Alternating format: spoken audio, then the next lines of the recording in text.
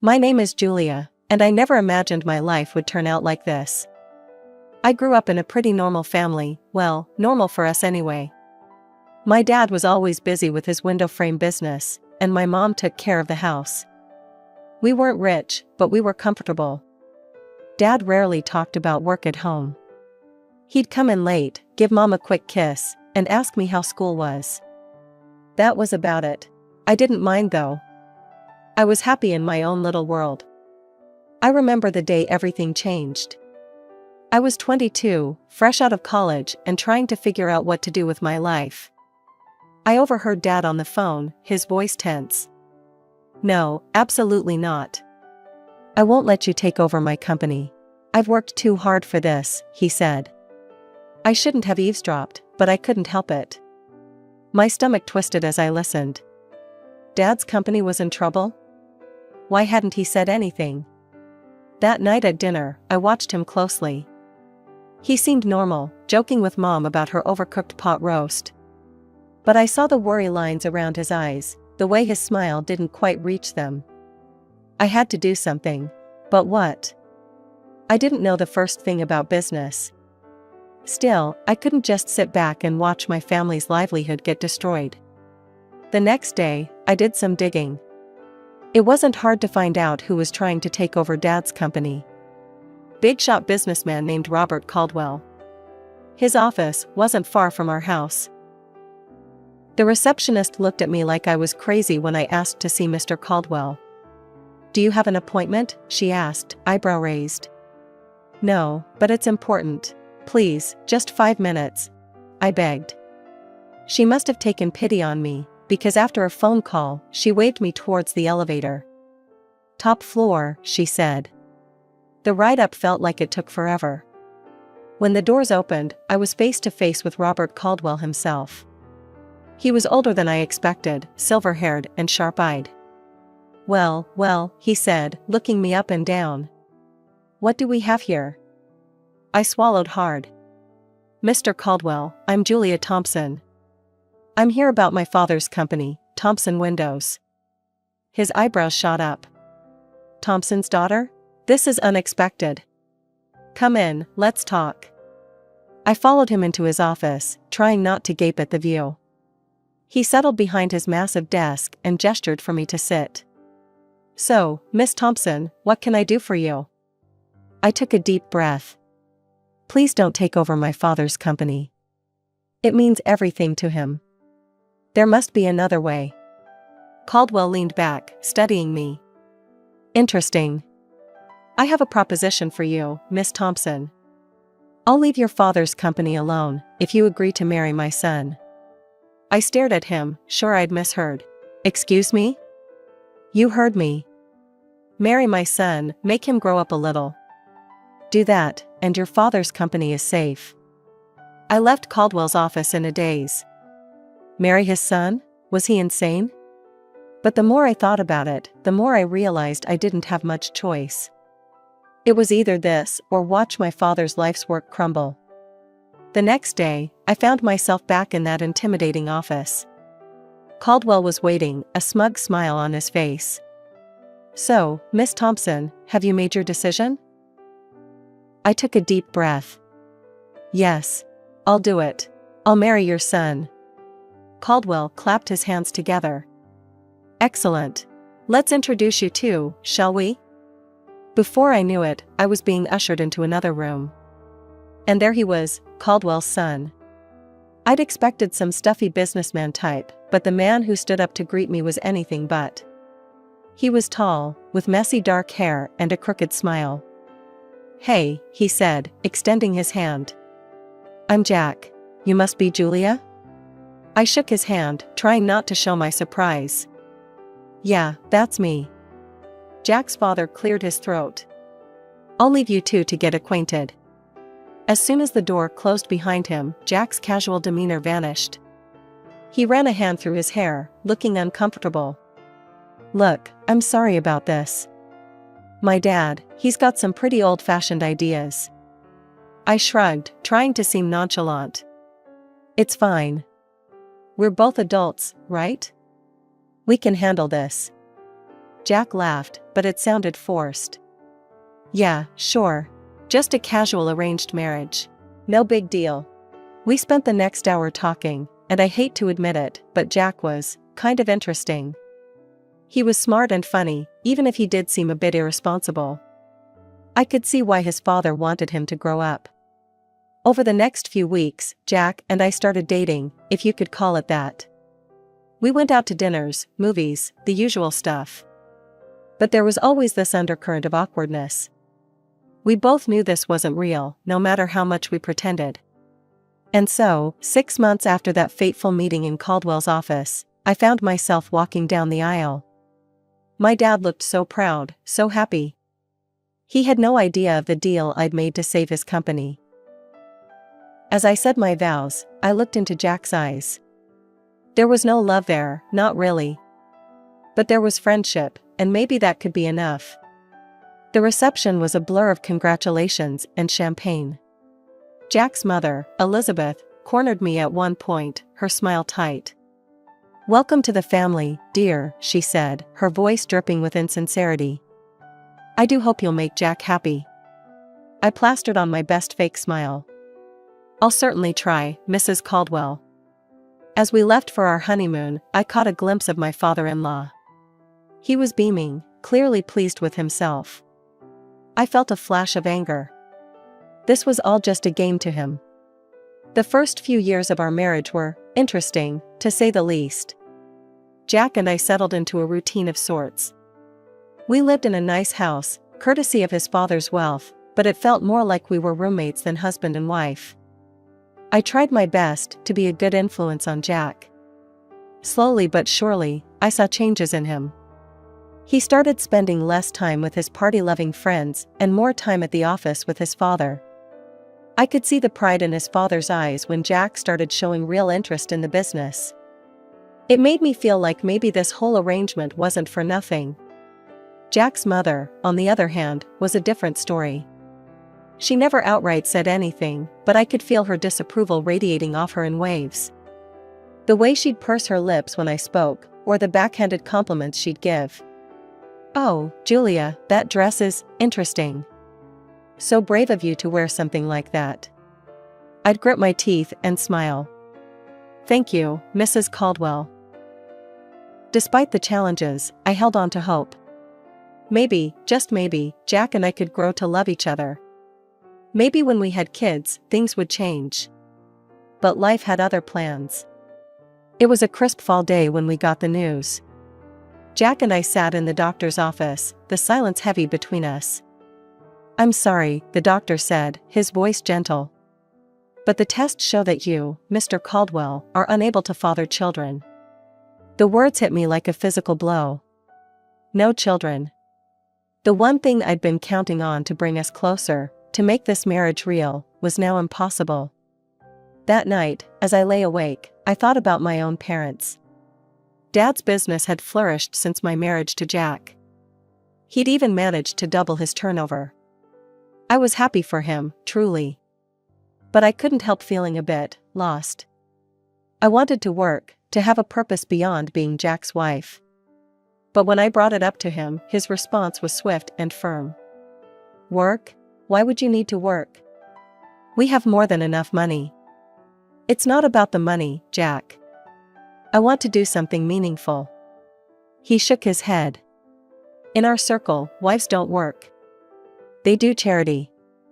Why don't you start a foundation or something?"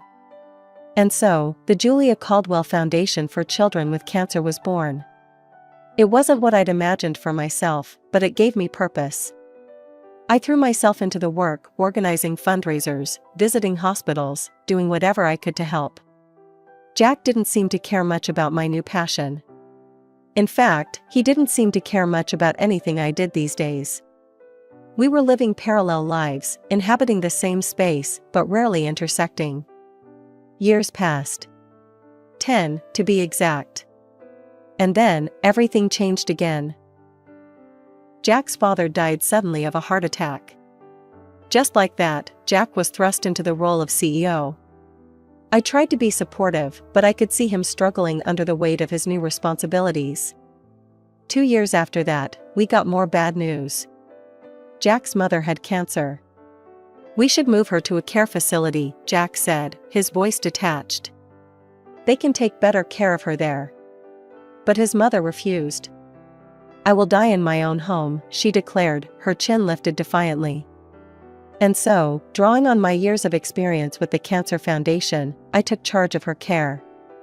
I hired nurses, coordinated treatments, and spent hours by her bedside. To my surprise, Elizabeth's attitude towards me began to soften. One day, as I was adjusting her pillows, she caught my hand. "You're a good woman, Julia," she said softly. "I'm sorry I didn't see it sooner." I felt tears prick my eyes. "Thank you, Mrs. Caldwell." 5 years passed since Jack took over his father's company. I wish I could say things improved, but the truth was far from it. Jack's behavior became increasingly erratic. He was drinking more, coming home at odd hours, and snapping at me for the smallest things. One day, I received a call from Jack's assistant. "Mrs. Caldwell, I'm sorry to bother you, but Mr. Caldwell hasn't been to the office in days. Is everything all right?" When he finally stumbled home that night, reeking of alcohol, I confronted him. "Jack, what's happening?" "Your assistant called." "You haven't been to work?" He laughed bitterly. "Work? What's the point? The company's going under anyway." Dear old Dad left me a sinking ship, and I couldn't keep it afloat. I couldn't believe what I was hearing. All those years of hard work, gone? And Jack seemed almost relieved. Desperate to salvage something, I reached out to my father. Despite being semi-retired, he agreed to help. He offered Jack a position as his deputy, hoping to mentor him back to success. But Jack's heart wasn't in it. He showed up late, left early, and generally did the bare minimum. I watched helplessly as my father's sales figures began to drop. I knew I had to have a serious talk with Jack. One night, after he'd had a few drinks, as usual, I approached him. "Jack, we need to talk about work. You're barely showing up. My father's company is suffering because of you." Jack's face contorted with anger. "Oh, so now it's my fault? I never wanted this, Jules. Any of it." "What are you talking about?" He laughed, a harsh, ugly sound. "This life. This marriage. I'm just waiting for Mom to kick the bucket so I can sell her house and get out of here." I stared at him, horrified. "How can you say that? Your mother is dying, and all you care about is her money? Don't act all high and mighty," he spat. "We both know this marriage is a sham. You're just as eager to get out as I am." Disgusted, I turned to leave the room. As I opened the door, I came face to face with Jack's mother. The look on her face told me she'd heard everything. For a moment, we just stared at each other. Then, silently, she reached out and squeezed my hand. In that gesture, I felt her gratitude, her understanding, and her sorrow. The day I got the call about my parents' plane crash, my world shattered. Mom and Dad, gone in an instant. Their small plane to Hawaii, meant to be a second honeymoon, became their final journey. I needed support, someone to lean on. But Jack? He was nowhere to be found. My own husband couldn't even be bothered to show up to the funeral. As I stood there, watching my parents' caskets lowered into the ground, I felt more alone than ever. After the funeral, anger began to replace my sorrow. How dare he? How could he abandon me when I needed him most? With this newfound fury fueling me, I marched into Dad's company, our company now, I supposed. The sight that greeted me when I entered Dad's old office made my blood boil. There was Jack, lounging in Dad's chair like he owned the place, barking orders like some conquering hero. "Jack," I said, my voice tight with barely contained rage. "We need to talk." He looked up, his face a mask of annoyance. "What is it now, Jules? Can't you see I'm busy?" "Busy?" I spat. "You couldn't even be busy enough to come to my parents' funeral." Jack rolled his eyes. "Oh, here we go with the moralizing again. You know what, Jules? Always nagging, always pushing. Well, I'm done with it. And I'm done with you. I stared at him, shocked. Then I saw something change in his eyes. A cold, calculating look replaced the anger. You know, Jules, he said, his voice suddenly calm. This company? It's worth about $17 million. And guess what? As deputy director, it's all mine now. My heart dropped. What are you talking about? He leaned back in the chair, Dad's chair, with a smug smile. I'm the deputy director. I have all the passwords, access to all the accounts. I'm in charge now, and there's nothing you can do about it. You can't do this, I said, my voice shaking. You've already run your father's company into the ground. I won't let you do the same to my father's legacy. Jack laughed, a cold, harsh sound. Oh, I'm not going to run it. I'm going to sell it, piece by piece. And then I'm going to live like a king. Before I could stop him, he turned to the computer. I watched in horror as he transferred a large sum from the company account to his personal one. There, he said, turning back to me. That should keep me comfortable for a while. Then, as if this whole thing was just a minor inconvenience, he reached into his desk drawer and pulled out a stack of papers. He tossed them at me casually. Oh, and here, divorce papers. I think it's time we ended this farce, don't you? I caught the papers reflexively, my mind reeling. This couldn't be happening. It was too much, too fast. My parents dead, my marriage over, my father's company being stolen right in front of me. I left the office in a daze, divorce papers clutched in my hand. But as I walked, something inside me shifted. I'd spent years bending to Jack's will, to his father's manipulations. No more. It was time to fight back. With renewed determination, I headed straight to my father's lawyer's office. Mr. Henderson had been Dad's friend and confidant for years. If anyone could help me, it would be him. Julia, Mr. Henderson said, rising to greet me as I entered his office. I'm so sorry about your parents. How are you holding up? I collapsed into the chair across from him, the events of the day spilling out in a rush. Mr. Henderson listened patiently, his expression growing grimmer by the minute. When I finished, he leaned back in his chair, a small smile playing on his lips. Julia, I think it's time I shared something with you. Your father's will. He made some changes just before the accident. As he read the will, I felt a weight lifting off my shoulders. The company, it was mine. All mine. Dad had left it to me, not Jack. But there was more. Mr. Henderson looked up from the papers, his eyes twinkling. There's something else you should know. Your father dismissed Jack 2 weeks before his death. Fired him outright. I couldn't help it, I laughed. A real, genuine laugh for the first time in what felt like forever. So all those orders Jack was giving. Completely meaningless, Mr. Henderson confirmed. Then he pulled out an envelope. There's one more thing. A letter from your father. With shaking hands, I opened it. Dad's familiar handwriting blurred as tears filled my eyes. My dearest Julia, it began. If you're reading this, it means I'm gone.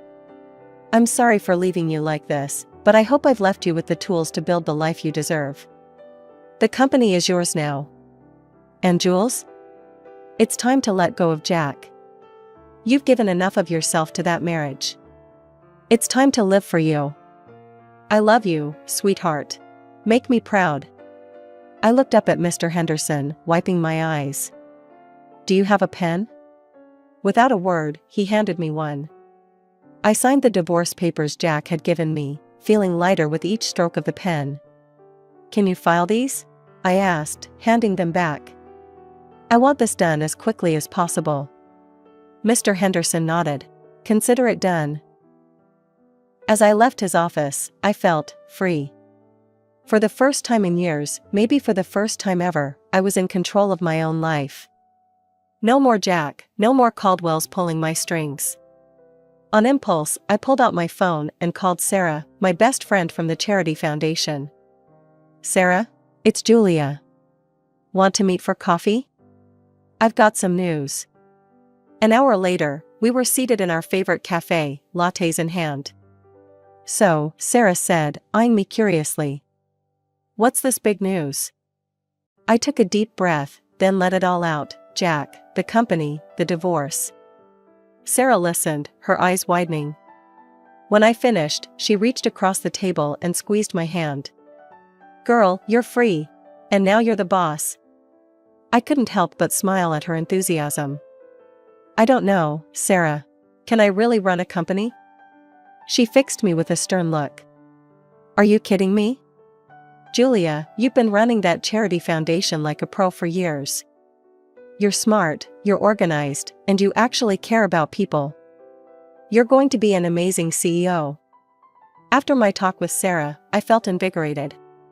It was time to face the music and get my things from Jack's house. I never really thought of it as my home, and now I knew why. I found my mother-in-law, Elizabeth, in the living room. Her face was drawn, tired from her ongoing battle with cancer. Elizabeth, I said gently, I'm here to get my things.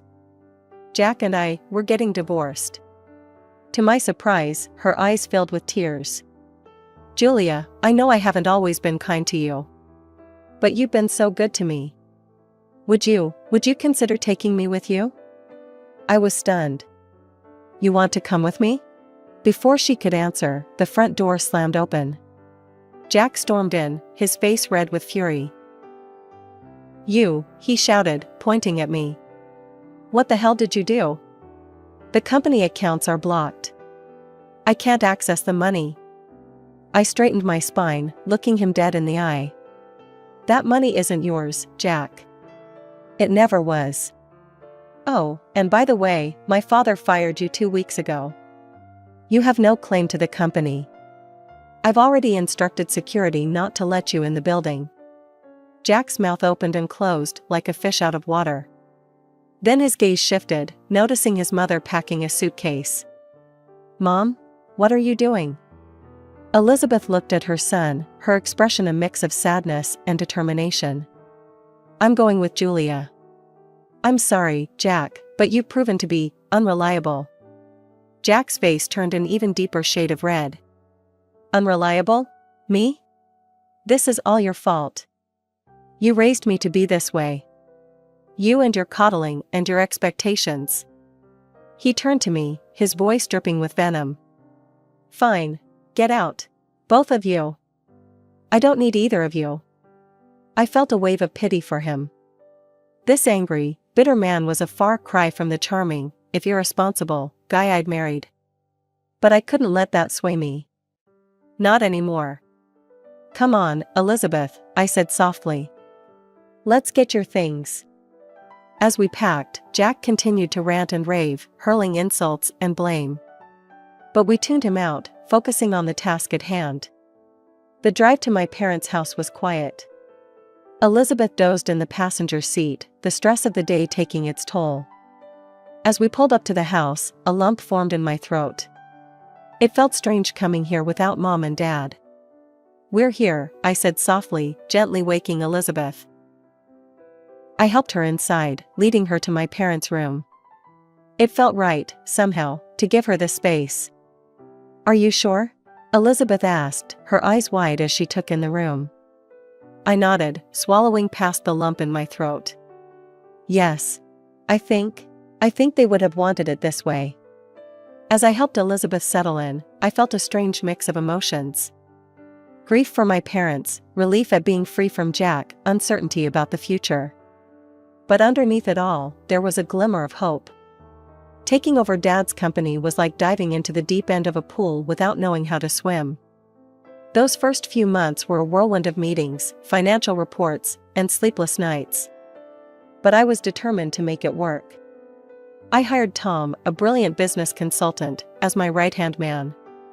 He patiently guided me through the intricacies of running a multi-million-dollar company. You've got good instincts, Julia, he'd say. Trust them. Slowly but surely, I found my footing. 6 months in, I wasn't just treading water, I was swimming laps. The company's performance began to improve, and I felt a surge of pride knowing Dad would have been pleased. Through it all, I never neglected the Cancer Foundation. If anything, my work there became even more important to me. It was a link to my past and a beacon for my future. Elizabeth's condition worsened over time. I threw myself into her care, determined to make her final days as comfortable as possible. We grew close during those 2 years, healing old wounds and forming a bond one never thought possible. The day she passed, I held her hand and whispered, "Thank you for everything, Elizabeth." She squeezed my hand weakly, a small smile on her face, before slipping away peacefully. I organized the funeral myself, making sure everything was perfect. Jack didn't show up. I wasn't surprised, but it still stunned to see how far he'd fallen. A few weeks after the funeral, I received a call from Mr. Henderson. "Julia, there's something you need to see. Can you come to my office?" When I arrived, I was shocked to see Jack there, a young blonde hanging off his arm. He smirked at me. "Well, if it isn't the little CEO. Don't worry, I'm just here to collect my inheritance. Mom and I might have had our differences, but blood is thicker than water, right?" I bit my tongue, waiting for Mr. Henderson to speak. The lawyer cleared his throat and began reading Elizabeth's will. As he spoke, I watched Jack's smug expression morph into disbelief, then fury. "And so, I leave my house and all my savings to Julia Thompson, with the stipulation that the money be donated to the Cancer Foundation she so passionately supports." Tears sprang to my eyes. Elizabeth's final act of kindness overwhelmed me. Jack exploded. "This is bullshit. She manipulated Mom. She's a fraud, a gold digger. She ruined my life, and now she's stealing my inheritance." His girlfriend, looking bewildered, stepped away from him. "You said we'd be set for life with this money. I'm out of here." She stormed out, leaving Jack sputtering.